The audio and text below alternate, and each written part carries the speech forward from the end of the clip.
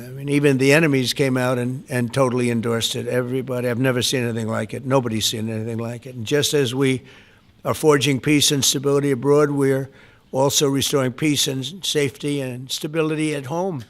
And you see that in Washington, D.C., maybe better than any place, because we got there, and within 12 days it was very good. And within 30 days, it's been as safe as any city in the country. It's been great. Took out 1,700 people, got them out. These are career criminals in many cases, and people that shouldn't have been allowed in by the Biden administration. Historically, the summer months have been a time when violent crime soar, as you know, but not under President Trump. Today, we're announcing the results of a sweeping law enforcement effort known as Operation Summer Heat. We were in many cities that people didn't know about. We kept it a little quiet, and it had a big impact, and you'll hear that in a second. But over the past few months, FBI offices in all 50 states made crushing violent crime a top enforcement priority. That's what they did, rounding up and arresting thousands of the most violent and dangerous criminals. And these are among the most dangerous and violent people in the world. They were allowed, in many cases, not in all cases, but in many cases, they were allowed in by a very foolish, actually stupid, open border policy. Just anybody could have come in. They emptied out their jails, their prisons, their mental institutions. They emptied them into our country. And the people behind me have done an incredible job, because if we didn't have that administration, it would have been so much easier. They allowed millions of people in this country that shouldn't have been allowed, including over 11,000 murderers, half of whom murdered more than one person. And many of them are gone now, or they're put in prison, because we don't want to have them come back. So we literally put them in our prison, which we don't want to do. But we bring them back to their countries. Working with state and local partners, the FBI arrested over 8,000 violent criminals during the course of this period. In major cities like in New Orleans, Nashville, we saw a 250% increase in arrests.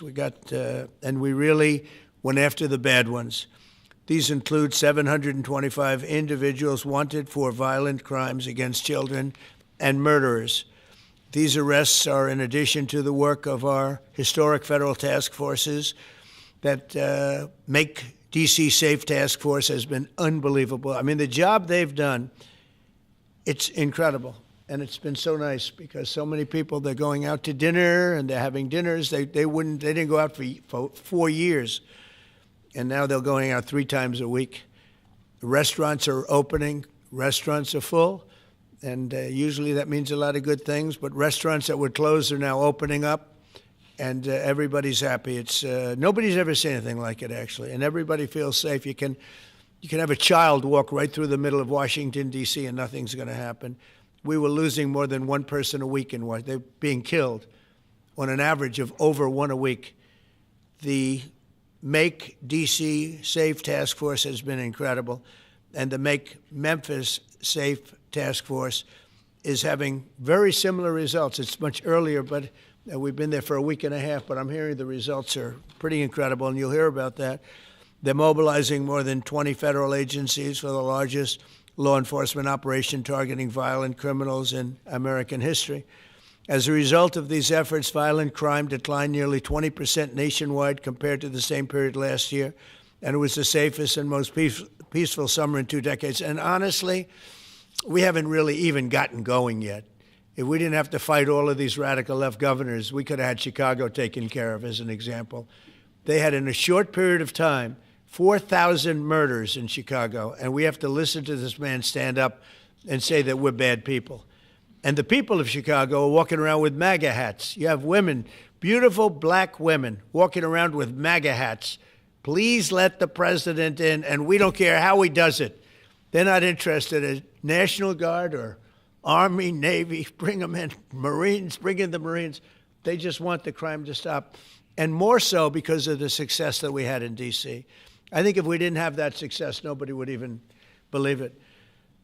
So I want to congratulate all of the incredible law enforcement professionals joining us today, especially Attorney General Pam Bondi, who's terrific, Deputy Attorney General Todd Blanche, who is a fantastic legal talent. He really is. He's a great guy, too.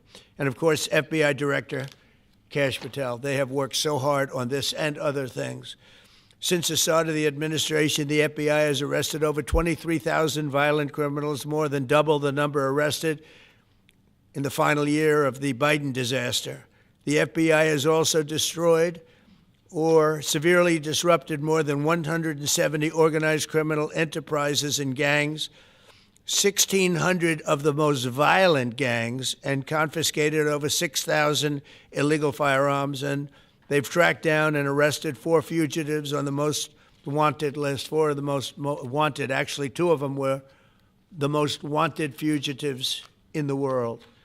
There's still much more work to be done, which is why the FBI continues to work alongside the Department of Justice, the Department of Homeland Security, and the Department of War to defend. And Pete Hegseth has been fantastic, by the way, on this too, on other things, but on this too, to defend law and order and combat violent crime, arrest illegal aliens, and make American cities the safest in the world. And when I campaigned, I talked about crime, but I never knew that we were going to get into it like we did. You know, I mean, I used to watch these cities with the murders.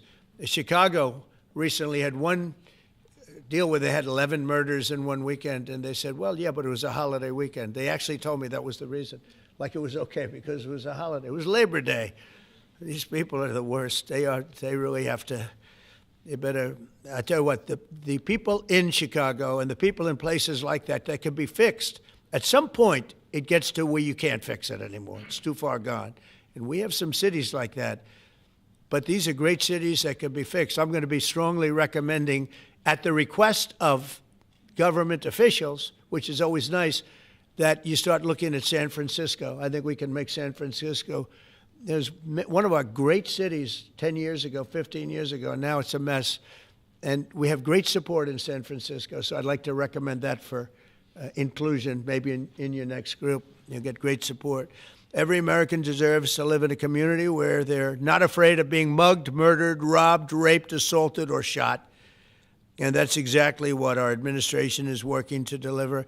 I didn't realize I was going to make this such a big factor in the administration. I didn't really campaign. I campaigned on crime, but I never thought we'd go into every city and take a really safe city that we've all been living with for years and make them safe. And now it's like a passion for me, and it's a passion for the people behind me. So I didn't get elected. I did get elected for crime, but I didn't get elected for what we're doing. This is many, many steps above. And I want to thank Stephen Miller, who's right back in the audience right there. I'd love to have him. I love watching him on television. I'd love to have him come up and explain his true feelings, but maybe not his truest feelings. That might be going a little bit too far. But, Stephen, thank you for doing an unbelievable job. And the people of this country love you, I'll tell you, and they love what you say about crime and stopping crime. So now I'd like to ask Director Patel to say a few words, and then Pam and Todd also. And I just want to congratulate them. This is an amazing thing. And we're just at the start. We're going to go into other cities that we're not talking about purposely. We're getting ready to go in. And when they go in, like Kash, as an example, told me that people didn't even know. 5 months ago, they went into Chicago, and they started doing a lot of work in Chicago. And we brought the numbers down a little bit. And but that really was just preparatory work for what we're going to do with the surge. We're going to have a surge of strong, good people, patriots, and they're going to go in, they straighten it all out. So a lot of these cities we're already working on, but we don't do it with a big flavor.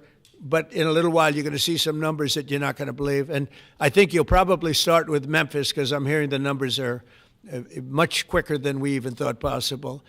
But again, D.C. it speaks for itself. Chicago is going to be okay. We're going to save Chicago.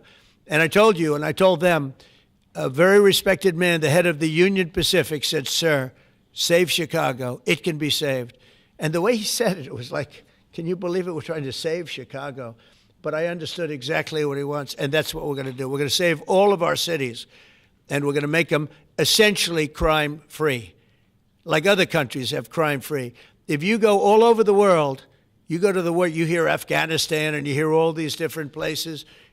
Our crime in certain cities is worse than anything they can even imagine. And we're not going to have that any longer. It's going to stop, and it stops right here. Kash, please. Thank you, Mr. President. What I'd like to do is just highlight some of the outstanding work that the men and women of the FBI have been doing. And thanks to your brave leadership and the mandate you were given by the American people to not only defend the homeland but crush violent crime, you tasked us with our great partners at the Department of Justice and the Attorney General and the Deputy Attorney General to start making arrests and bring prosecutions and safeguard our cities. And you said it, this is just the beginning. In just 7 months, I hope the media takes a look at every one of these charts because these are the best numbers for fighting crime in U.S. history, and it's only 7 months in. And to do that, our vehicle to do it of choice was Operation Summer Heat, which the FBI architected to go after violent criminals. And in just a 3-month span, you had 8,700 arrests of violent criminals. You had 2,200 firearms seized off the streets permanently to safeguard our communities. You had 421 kilograms of fentanyl seized. Just to put that in perspective, that's enough to kill 55 million Americans alone. You had 45,000 kilograms of cocaine seized, and thanks to our Department of Justice partners, you had 2,100 indictments in 3 months, from June to September alone. Mr. President, that in and of itself would be historic for a 4-year presidency. You did that in 7 months because you let good cops be cops, and you partnered us with the right people at the Department of Justice to put the handcuffs on and bring them to court and put them in prison. And if that weren't enough, when you look at the year, for the entire 7-month period that we're talking about here, if you look at the past 4 years of the Biden administration, 16,000, 17,000, 15,000, 15,000.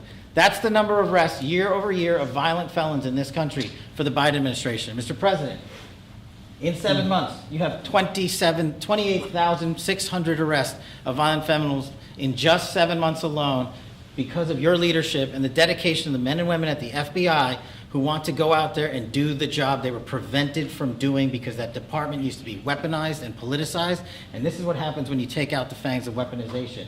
This number is historic by every metric. 28,000 people have been arrested, violent felons alone. And then when you go over there and look at some of these charts, if you don't mind, I'll just hop over here. Look at the metrics for not just violent crime, but the homeland. Mr. President, during your administration, the FBI has found and located 5,400 children. That is a 30% increase year to date over the last administration. Violent crimes against children arrests alone are up 10%. Gang arrests are up 210% in the last 7 months alone. And transnational organized crime, which Stephen Miller has been a great partner in, is up over 12% alone. These numbers are historic just as a snapshot. But just so people don't think we're focusing on violent crime alone, the national security mission, Mr. President, under your leadership has never been stronger. We have gone after espionage activities against our main counterparts in China, Russia, and Iran. In China alone, we've had over a 50% increase in espionage arrests alone and prosecutions. In Iran, we have had a 50% increase, again, in espionage cases. And in Russia, we've had a 33% increase in espionage cases alone.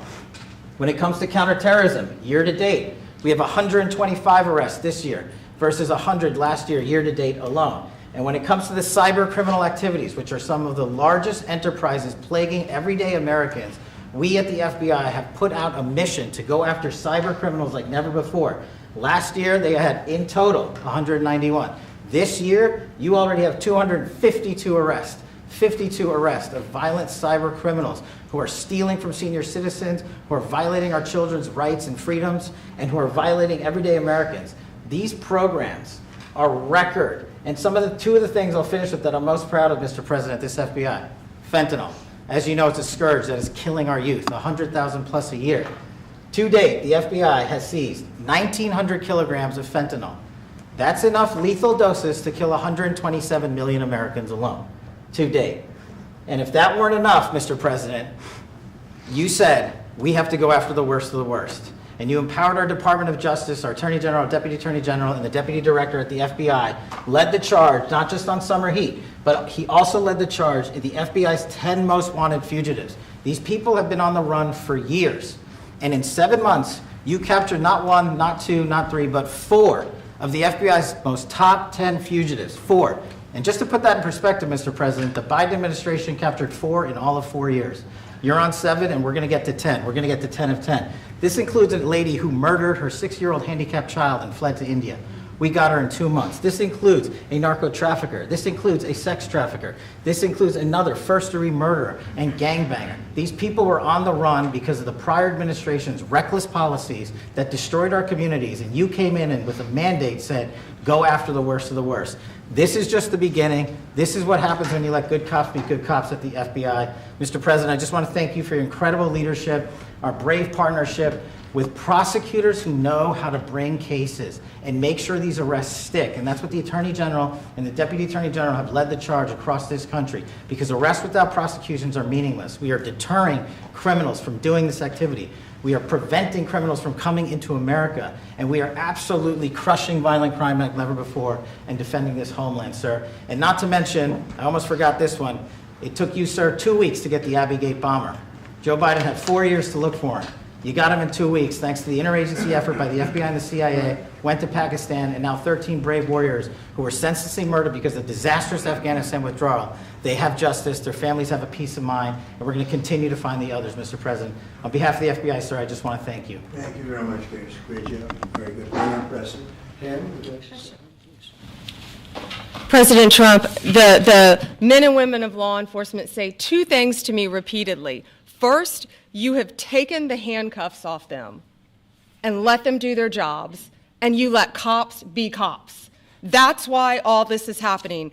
The director, the deputy director are working around the clock. All of these great men and women in the FBI, they have families at home, and they are working during a government shutdown right now. Many of them have small children. Many of them, I was talking to an agent this morning, many of them have babies at home, and they are working around the clock to not only keep our country, but our world safe. And that's what Operation Summer Heat did. Thank you, Director, and to the Deputy Director for everything you did on behalf of the Department of Justice, and you're going to continue to keep doing. And they set the stage for what we're doing in Memphis. You're going to hear a lot more about that, our joint task force next week, but they set the stage for Memphis. And last night alone in Memphis, there were almost 70 arrests, there were 12 guns seized, and there was a 70-year-old man arrested as a result of our operation in Memphis who raped a child under the age of 3.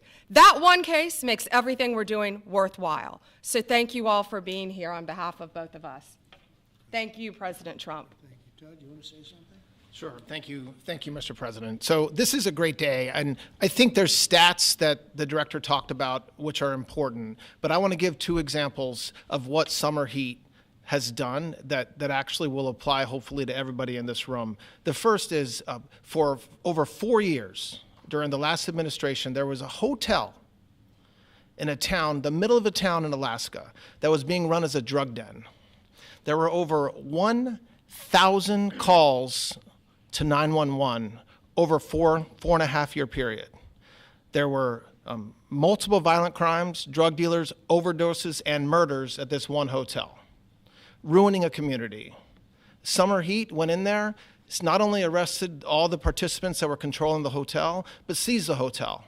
And so that's one example of what Summer Heat means to everyday Americans that just want to live in peace. The second example is a large narcotics trafficking group that was selling fentanyl in the state of Washington. They were shipping fentanyl and using commercial aircraft, putting fentanyl pills and powder in suitcases, flying them from the southwest border, mostly Arizona, all the way to Washington. It had been going on for an extremely long time, and the entire organization was arrested. And I say those two examples because it's easy to look at the board and see 1,000 arrests. How much different is our communities now compared to the past 4 years? But there's actual life examples. Every one of these arrests means that our streets are safer, and that's because of the work of this administration, of President Trump and Director Patel. So I will tell you, Attorney General Bondi and I are together every day with Director Patel, figuring out ways that we can continue to do this work, and it's not going to stop. Like the Attorney General said, and like the President said, this is just the beginning, or phase one, or a start, whatever you want to say, but it will continue on. So thank you, Mr. President, and thank you very much, Director Patel. And Mr. President, just one last thank you from the men and women at the FBI. You found a way to get these individuals paid during a government shutdown, our 1811 agents. So on behalf of the FBI, it's a great debt that we owe you, sir. They're now allowed to pay for their families, so thank you. And the military. Good. That's right. Thank you. Okay, thank you very much. Any questions, please? Brian, go ahead.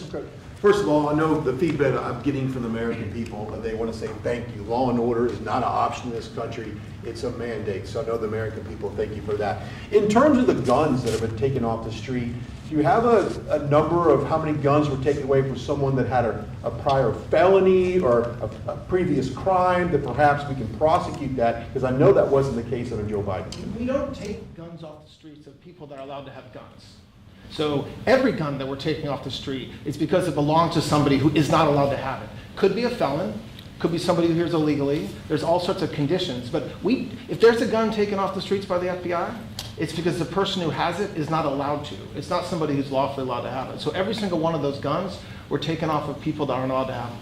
And not including the FBI, all of the other agencies. ATF alone, since January 20th, has removed over 25,000 illegal guns off our streets, just since President Trump's been in office. And Mr. President, if I could follow up on that, could there be any further conversation to have national concealed carry applied to actual DC? Like if you had a driver's license in Texas and you had a permit, of course you could drive. Well, as you know, they've been talking about that for a long time. It's an interesting question. A lot of people feel strongly both ways, but we are talking about that, Brian. Thank you.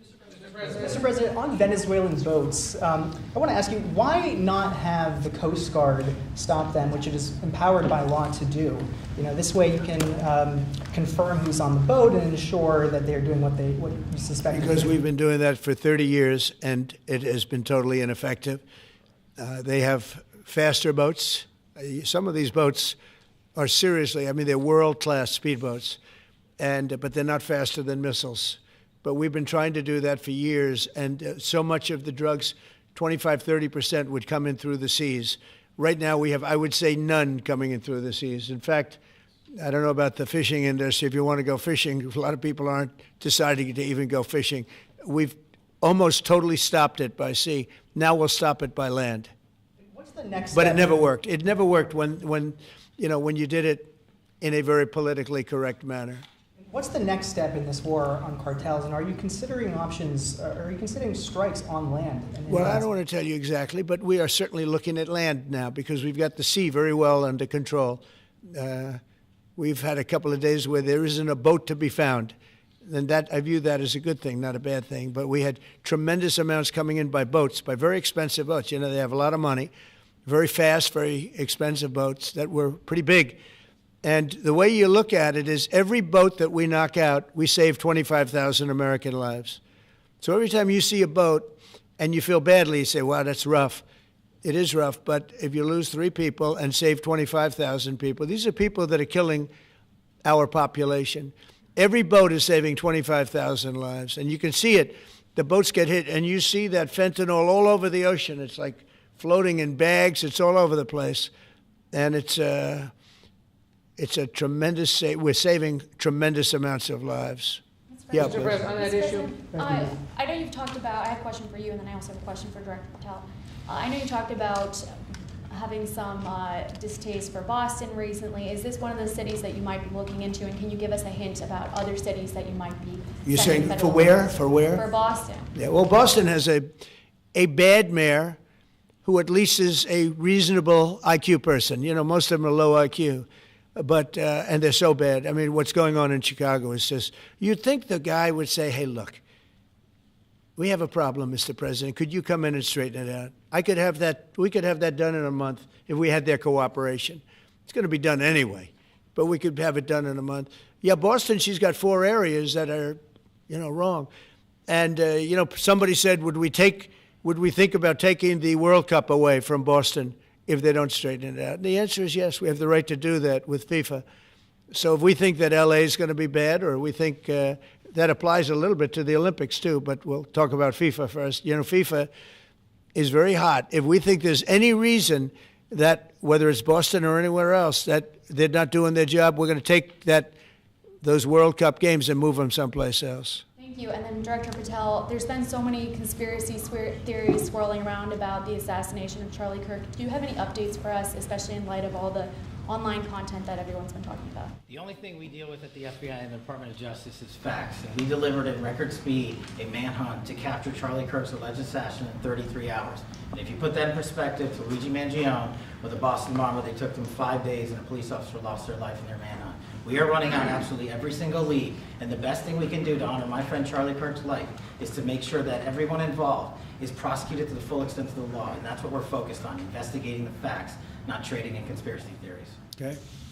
Mr. President, thank you so much. Thank you. In light of China's export curbs on rare earths, do you view India as a reliable partner going forward? And are you planning to meet Prime Minister Modi in Malaysia? Are you open to talks in terms of Yeah, trade? sure. He's a friend of mine. We have a great relationship. He just said that 2 days ago, as you know. We have a great relationship. No, we were not happy with him buying oil from Russia, because that lets Russia continue on with this ridiculous war where they've lost 1.5 million people, by the way. Russia's lost 1.5 million people, soldiers mostly. This is a war that should have never started, but it's a war that Russia should have won in the first week, and they're going into the 4th year. And I want to see it stop. So I was not happy that India was buying oil. And he assured me today that they will not be buying oil from Russia. That's a big stop. Now I got to get China to do the same thing. You know, that is relatively easy compared to what we just did over the last week in the Middle East. Middle East was 3,000 years, and we got it done. This is 3 years, and I think we'll get it done. I think that President Putin, I think he wants to get it done. We'll see. There's a great animosity between him and Zelensky. You probably have noticed, right? And it's, I think it's hurting the process. Yeah, please. Mr. President, thank you. Curious, why did you authorize the CIA to go into Venezuela? And is there more information you can share about these strikes on the alleged Well, I can't drug do boats in that, the but Caribbean? I authorized for 2 reasons, really. Number one, they have emptied their prisons into the United States of America. They came in through the, they came in through the border. They came in because we had an open border policy. And as soon as I heard that, I said, a lot of these countries, they're not the only country, but they're the worst abuser. And they've entered they've allowed thousands and thousands of prisoners, mental institution, people from mental institutions, insane asylums, emptied out into the United States. We're bringing them back, but that's a really bad, and they did it at a level that probably not, many countries have done it, but not like Venezuela. They were down and dirty. And the other thing are drugs. We have a lot of drugs coming in from Venezuela. And a lot of the Venezuelan drugs come in through the sea, so you get to see that. But we're going to stop them by land also. Does the CIA have authority to take out Maduro? Oh, I don't want to answer a question like that. That's a ridiculous question for me to be given. Not really a ridiculous question, but wouldn't it be a ridiculous question for me to answer? But I think Venezuela is feeling heat, but I think a lot of other countries are feeling heat too. We're not going to let this country, our country, be ruined because other people want to drop, as you say, their worst. They have given us their worst. They've loaded up our country with prisoners, with mentally ill people that are seriously ill, criminally ill, and we're not going to take it. And so, I mean, it's just one of those things. And I can tell you, we've taken care of the sea. There's nobody, and we're watching. We're watching. And if we see it, we'll save it. Yeah, please. On the ships, though, sir, there are Republicans and Democrats up on the Hill concerned that in the briefings they've gotten about those attacks, they're not necessarily getting information about who was on them and what exactly was on those ships. Can you ensure that at but least they are lawmakers given will be told information that they were loaded up with drugs, and that's the thing that matters. When they're loaded up with drugs, they're fair game. And every one of those ships they're not ships, they're boats, they're speedboats. They're extremely fast, record-setting type speedboats. They cost a lot of money, and they have a lot of money because they're drug sellers. But they know one thing, and they all have the same thing in common. There's drug dust. They call it drug dust. They call it fentanyl dust all over the boat after those bombs go off. And you can take along. attack them, though, that there are We know before. We know when they go out. We know we have much information about each boat that goes out. Deep, strong information. Yeah, please.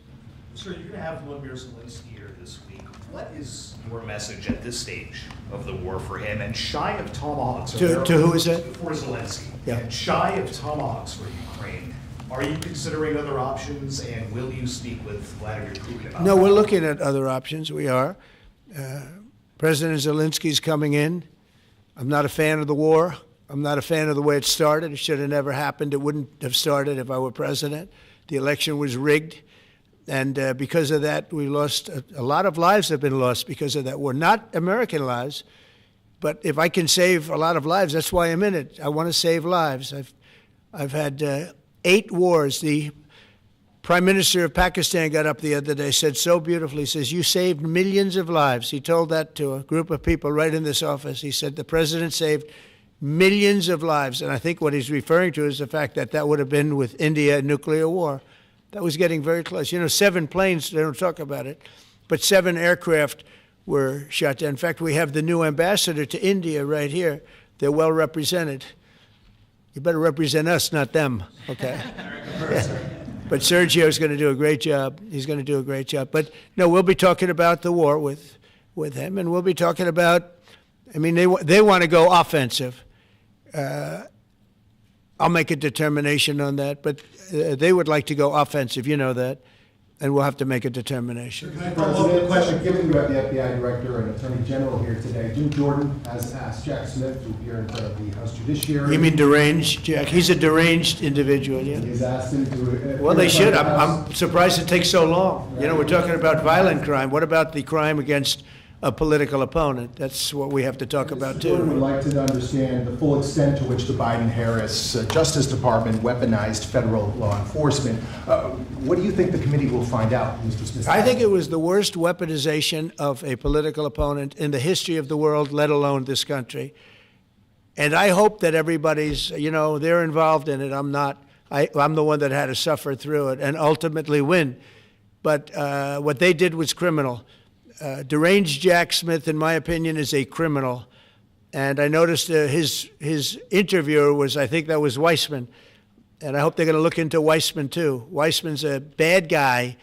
And he had somebody in Lisa, who was his puppet, worked in the office really as the top person. And I think that she should be looked at very strongly. There was tremendous criminal activity having to do. If we don't have fair elections in this country, we're not going to have a country. And I've said it from the beginning, fair elections and borders. And we need also fair press, because if you don't have fair press, it's very tough. And we've got the strongest border of anybody. Nobody has a border. We have a border where the numbers just came out again. You saw 0 people came in illegally.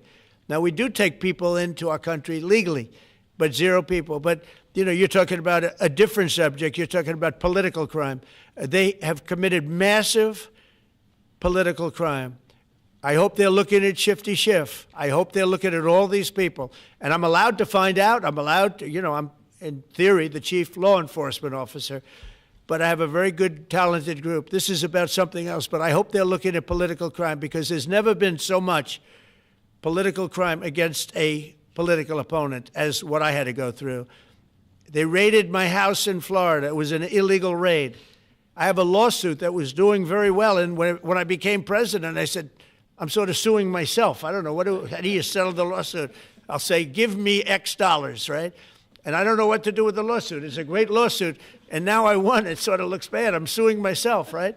So I don't know, but that was a lawsuit that was very strong, very powerful. They raided illegally my house in Florida, Mar-a-Lago. They went through the drawers of my young son. They went through all of the cabinets and drawers of the First Lady. She walked in, she said, wow, what happened?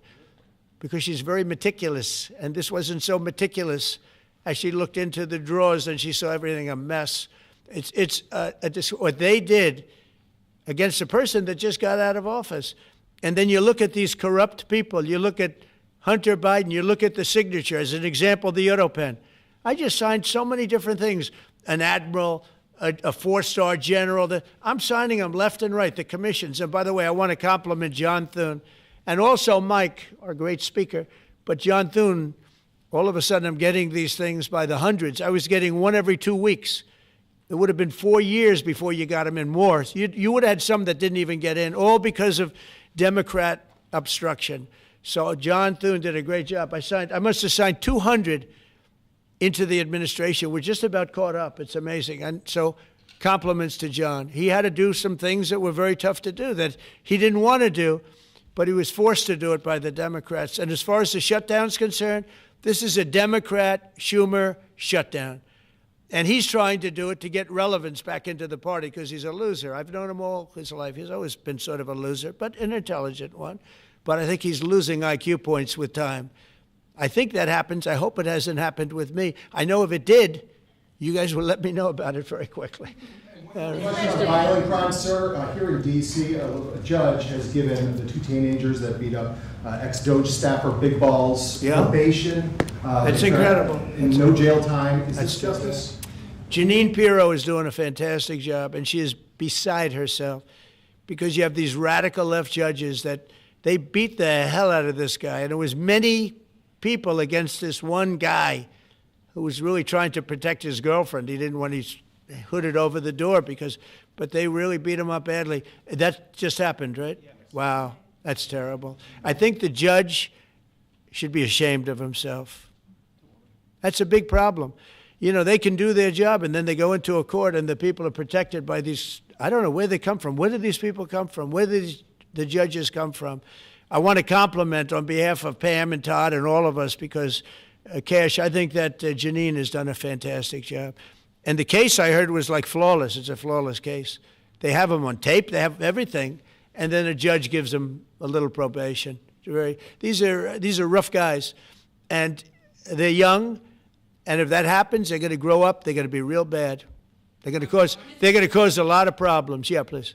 Go ahead. So, Sergio Gore has just gotten back from India. What were the conversations like with Prime Minister Modi and the other? I think they were great. He reported to me that he's a great man, you know. Modi is a great man.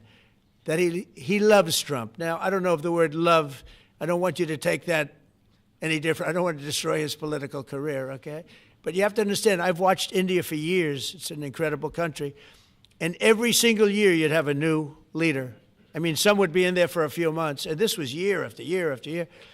And my friend has been there now for a long time, and he's assured me there will be no oil purchased from Russia. I don't know, maybe that's a breaking story. Can I say that? Would you say?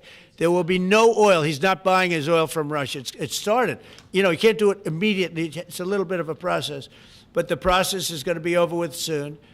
And all we want from President Putin is stop killing Ukrainians and stop killing Russians, because he's killing a lot of Russians.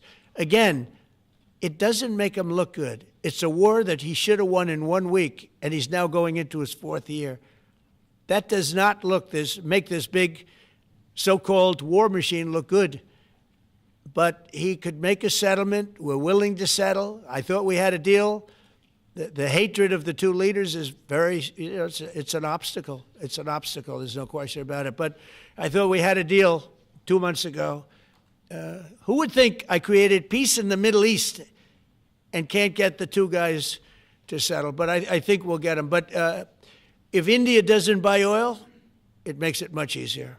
And they're not going to buy it. They assured me they will. Within a short period of time, they will not be buying oil from Russia. And they'll go back to Russia after the war's over. Jennifer? On the shutdown, sir, are FBI officials being paid right now? Are all the FBI employees being paid, and are all the... Well, that's what I understand. I hope so. Thanks to your great work, Mr. President, the 1811 special agents at the FBI are going to receive their paychecks. Got a lot of people paid, actually. We got the people that we want paid, okay? And we want the FBI paid, we want the military paid. We got the people that we want paid. And I'll tell you, the Democrats, they don't talk about this. You know, we're getting rid of programs that we didn't like, but that were negotiated in, but we didn't like. We're terminating those programs, and they're going to be terminated on a permanent basis. And it's thousands of people, and it's billions of dollars. We're getting rid of a lot of things that we never wanted because of the fact that they made this stupid move. And they don't want to talk about it. You know, they have their day coming up. I hear very few people are going to be there, by the way. But they have their day coming up, and they want to have their day in the sun. But they should really make a deal. So what we're doing, I mean, they call him Darth Vader, but he's actually a very nice person, Russell Vogt. But Russell Vogt is really terminating tremendous numbers of Democrat projects. There's not only jobs, I mean, the project in Manhattan, the project in New York, it's billions and billions of dollars that Schumer has worked 20 years to get. It's terminated. Tell him it's terminated, Jennifer. All right. On Hamas, sir, what is your understanding of the pace of returning the deceased hostages? Are you pleased? Well, with they're that looking pace? for them. Absolutely, they're looking. So we have the living hostages all back. They returned some more today. It's a gruesome process. I almost hate to talk about it. But they're digging. They're actually digging. There are areas where they're digging and they're finding a lot of bodies. Then they have to separate the bodies. You wouldn't believe this. And some of those bodies have been in there a long time. And some of them are under rubble. They have to remove rubble. But there are graves, and some are in tunnels that died in tunnels that are way down under the earth. And the tunnels are like 3 feet. Can you believe it? 3 feet high. They lived like this for a long period of time. It's a horrible atrocity. At the same time, we, meaning Israel, but I knew everything they were doing pretty much. I knew most of the things they were doing, but they've killed probably 70,000 of these people, Hamas. And I said, it's time now. So we'll see what happens. We'll also see what happens. Your next question is going to be the weapons. We want the weapons to be given up, sacrificed, and they've agreed to do it. Now they have to do it, and if they don't do it, we'll do it. We had the head of CENTCOM today suggest that Hamas needs to hurry up and disarm and follow your comprehensive plan. Yeah. That it was the head of CENTCOM saying that. Is that not a signal to Hamas, to the rest of the world, that at some point the U.S. military may more directly engage? We won't need the U.S. military. We won't need it. Why not just you? Because we're very much involved in it. If we weren't involved, there wouldn't be peace. If we didn't destroy the nuclear capability of Iran, that deal would have never happened for two reasons. The Arab nations would not have felt bold enough to do it because you have a very powerful, at that time, Iran. It's not powerful anymore, between what Israel and us did, because, the attack was, if you look at it, we helped them very much. They will be the first to tell you, including shooting down thousands of drones that were coming into Israel. We shot them down.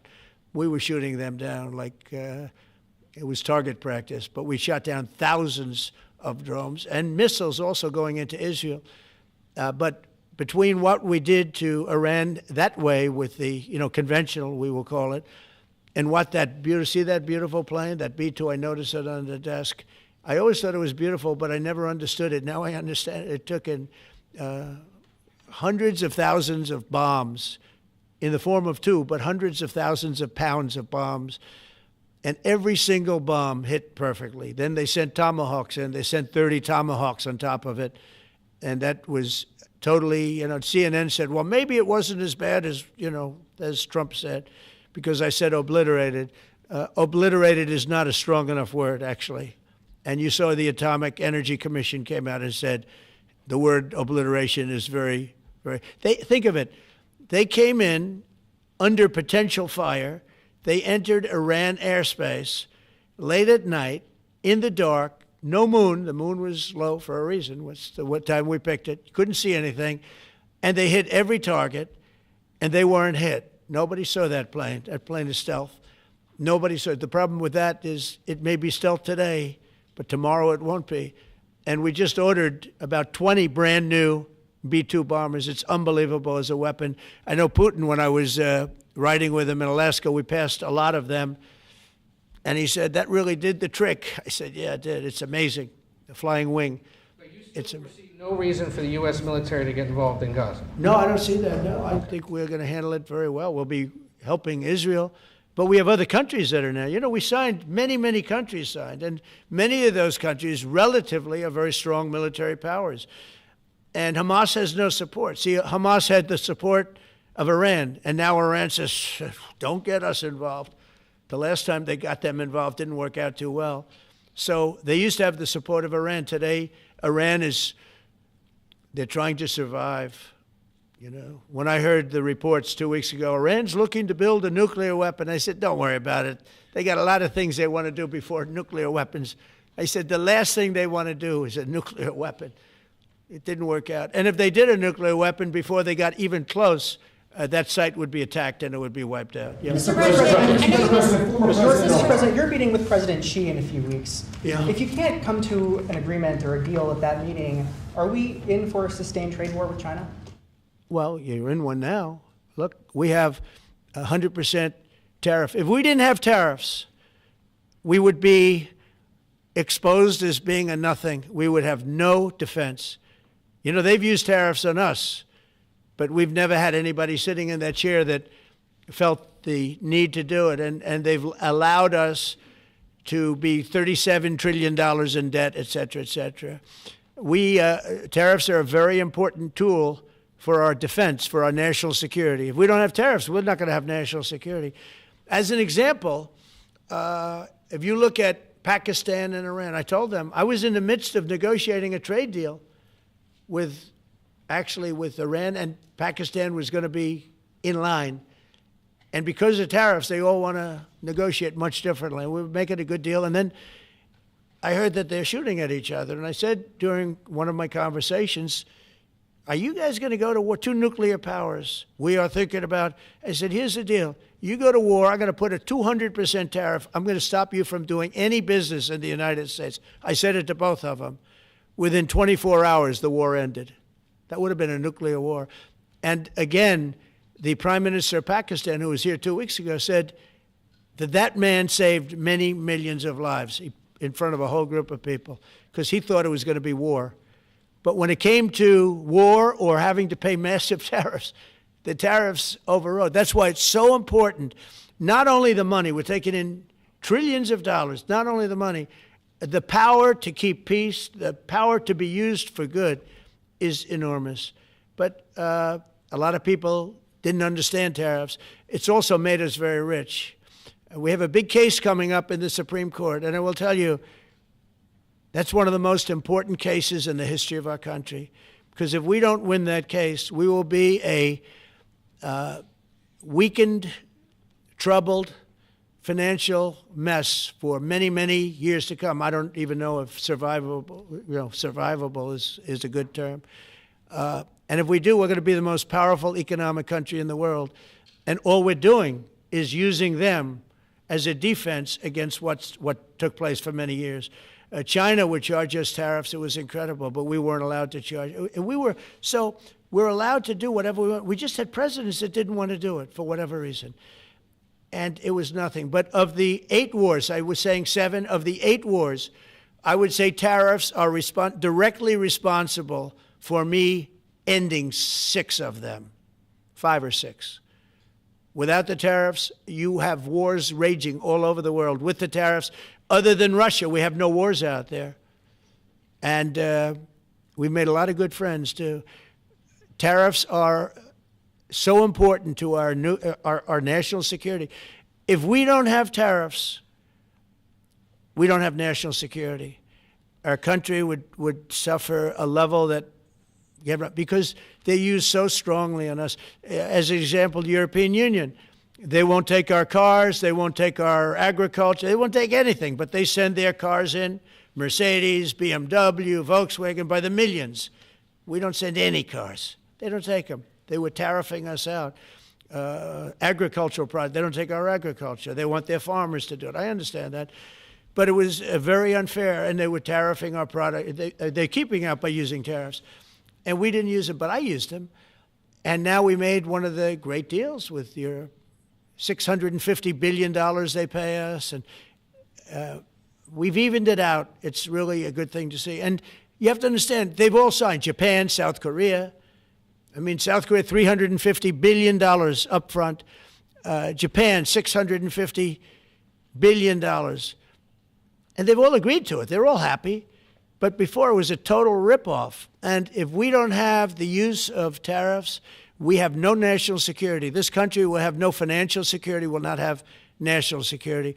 And the people that brought the lawsuit are people that are aligned with foreign nations that are now being treated fairly as opposed to just ripping us off and ripping us asunder.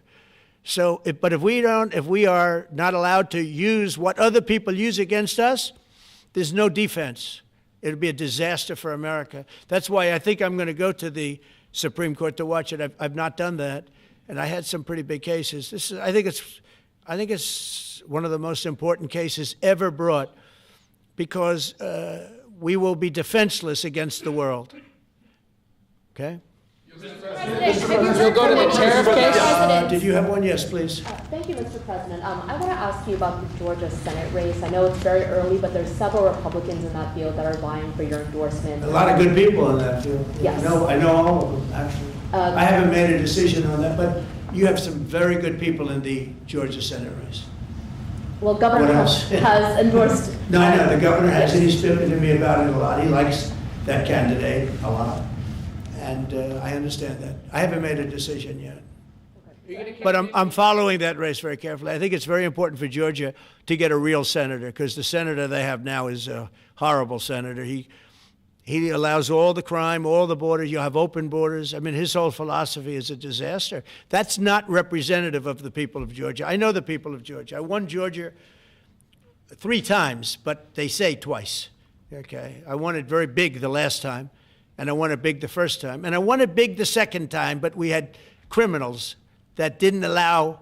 I mean, I hope they're going to go into that. I hope they go into the votes which are being stored in Fulton County, and take a real look at those votes, okay? Because I won it the second time too. But I know Georgia very well. I love Georgia. Those people are great, and they deserve a good senator, because the man they have now is a weak, ineffective person. Okay. Mr. President, President, I wonder what you make of it. By the way, you won Georgia 3 times. Yeah, I agree. Do you agree with me? I And do. he's the media. For someone that He's the media. spends a lot of time in Georgia, I believe you won that. Yeah, okay. I really have a question about You know, the word believe isn't strong enough, right? Yeah, You I know. There you go. It's true. I know I won too. We have the great Newt Gingrich. Newt, you agree with us? Good. Otherwise, I'd have him dismissed immediately from the room. You know, his wife, as you know, is becoming an ambassador to a great country, Callista. So congratulations. And we're going to take a picture. And the only reason I'm doing it, he speaks so well of me. He said, I'll go down as the greatest president in history. And then he blew it. He said, I'm not sure if I put him above Washington or Lincoln. So I'm not that happy about that, dude. I've got a question about the weaponization of the DOJ. The media often says your department is weaponizing the DOJ. Yeah, that's the opposite. It's the opposite. Todd, you represented President Trump and probably the greatest weaponization of the DOJ by Alvin Bragg. You know firsthand, if you can describe what you saw under the Biden administration and how they weaponized the DOJ. Well, I mean, I think it's hard to describe what happened those last 4 years against President Trump. Alvin Bragg, a local prosecutor, his office staffed by somebody from DOJ.